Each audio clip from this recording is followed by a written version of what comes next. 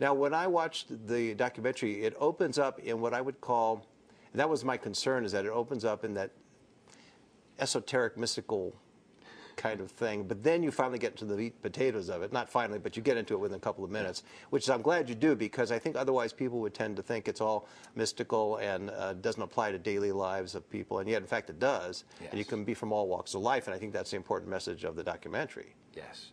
Well, the most interesting thing is we actually have a WWE wrestler in it, Diamond Dallas Page, and the way that he discovered yoga is he was terribly injured, and they told him his wrestling career was over at the age of 34. And he first viewed yoga as something that real men don't He's practice. Actually quoted in the Wall Street Journal as saying, and I'm not going to use the explicit, but yoga, you know, that.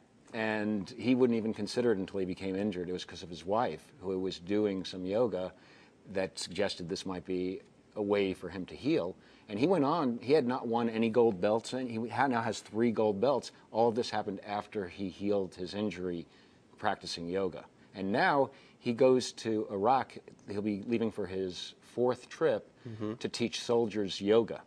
And he loves yoga now, and he's got his own style of it that is more accessible to, you know, athletes and to people who normally wouldn't consider. So he, like his own style is he only does yoga in a ring. Well, is that it? No?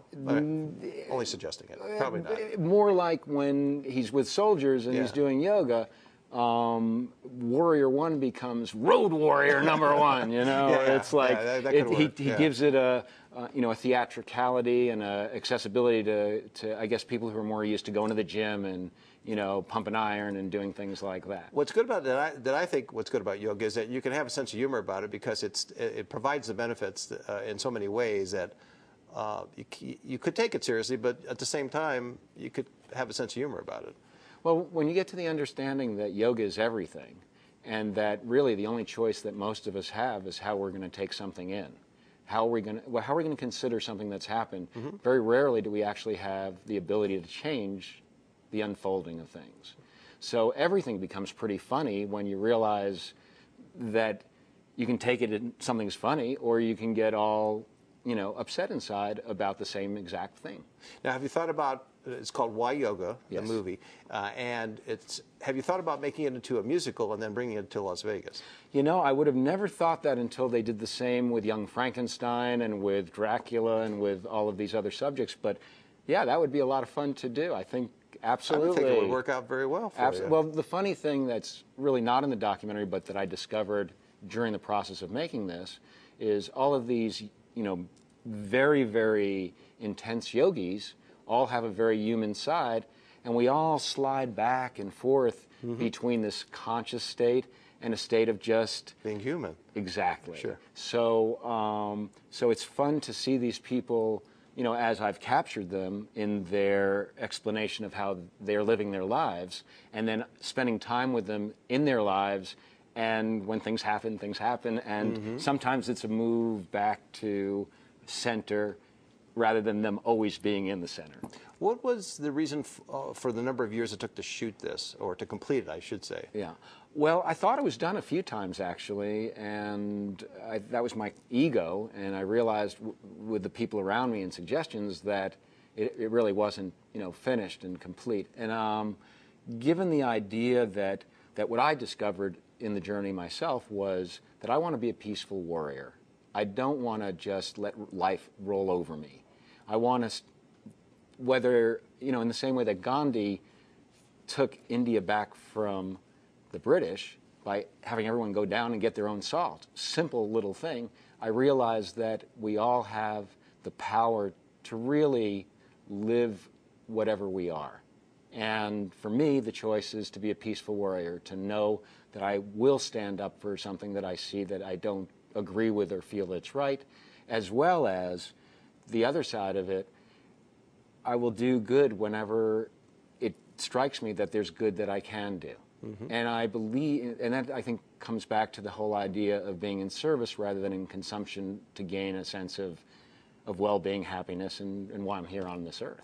When you started shooting the film, did you first of all, I should ask the technical end, just because it's interesting. What kind of camera did you use to shoot this? Well, was it consistent all the way through? No, not at all. All right, so, because of technology. Right. And quite frankly, what I've shot the film with 2 decades ago would have been 3 trucks arriving 3 days before I did. Right. But I started with an XL1, which was is a Canon camera, and then I moved to Sony PD-150s, and then when HD came out, I moved to the Sony Z1 camera, and I believe when you see the film, we've done a really good job of matching it up. Right, so I don't think you really sense a difference. How much is the difference in the time between when you are shooting, for example, someone talking about yoga on camera versus talking to them ahead of time and just getting a sense of who they are and what they are thinking about yoga?